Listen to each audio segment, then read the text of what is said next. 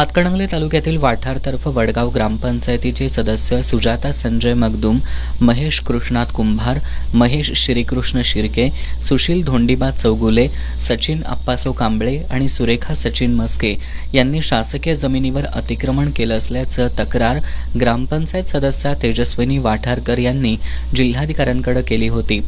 जिल्हाधिकाऱ्यांसमोर या संदर्भात सुनावणी झाली।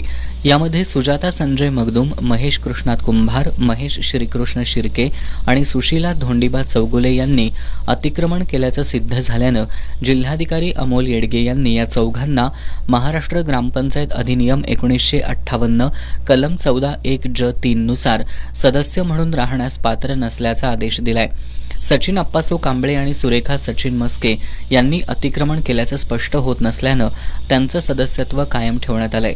18 सदस्य असलेल्या वाठार ग्रामपंचायतीचे 4 सदस्य अतिक्रमण केल्याच्या कारणावरून अपात्र ठरल्यानं खळबळ उडाली असून जिल्ह्यातील ही अशा प्रकारची पहिलीच घटना आहे।